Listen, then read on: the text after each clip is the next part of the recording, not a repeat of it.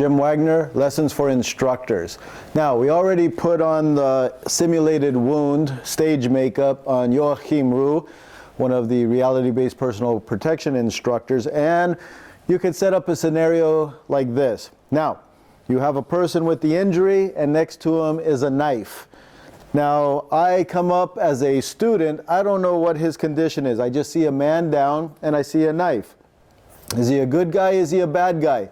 Regardless if he is a good guy or bad guy, always take weapons away from the area. Even if he's a good guy, he may wake up from unconsciousness, start thrashing around and fighting because he's still in the fight mode. Move the weapon to a safe distance. Now, if you're ever picking up a knife, pick it up by the blade guard. Don't touch the knife with the blood on it, the blade, or the handle with the fingerprints. Put it in a safe area.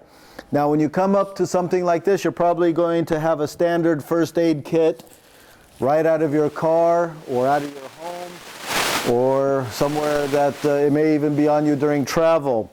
And of course, before you examine anybody, always put on some medical latex gloves. You don't want to touch other people's blood because we have all kinds of problems with AIDS or other blood-borne pathogens that could obviously harm you. Now again, this is only training, but this is post-conflict training. This is what makes our training realistic, and this is what's going to make your training more realistic as an instructor for your students. One of the results of knife fights, gun fights, a terrorist explosion is wounded people. And what you need to do is you need to set up these scenarios so you can handle dealing with the after effects of an attack. Now, let's go to the wound itself.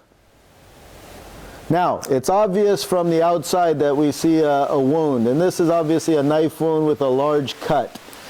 But is this really the only wound? You can't assume that. You have to search the entire body before you start treating injuries.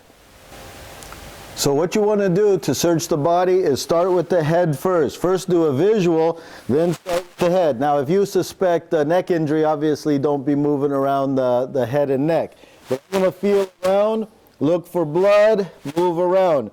Now in this case, I don't know if he has neck injury or not, but I'm going to look, feel, press, look on his front, look on the arms, go down the legs, go back on the leg. Now, if you don't suspect he has head injuries, obviously you can move him, and you're going to want to pull his arm to the side, and as one unit, you're going to roll him.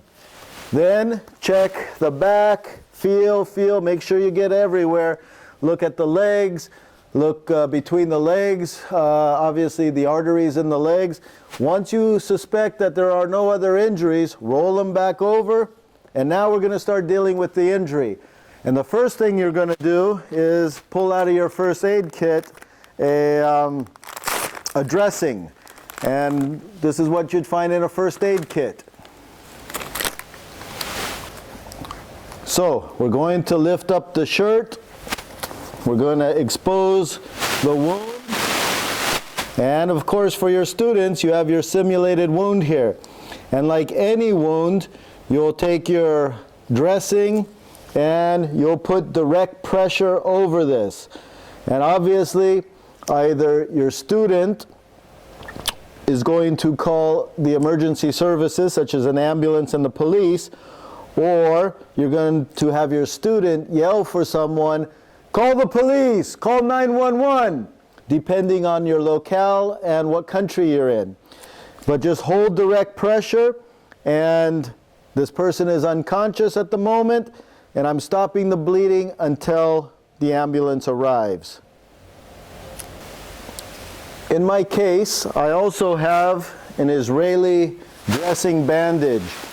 And again, the more you train in first aid, and again, this is only for a scenario. This is only reality-based personal protection training for realism. But you need to go to the Red Cross or other reputable organizations that teach first aid, and you need to take basic first aid and CPR. This is by no means a professional medical lesson. So this is for scenario training. So I take the bandage, I put it on, and I lift him up. And of course, bring it around, and you are going to pull, make it tight, make sure it's on there, and keep wrapping this. And of course, this also puts pressure on the wound. And then when you're done, if it's still bleeding, more pressure, more bandages. But again, you have the idea as an instructor on what to do, and you can see how this could be very realistic for your students. And continue after the fight on what to do.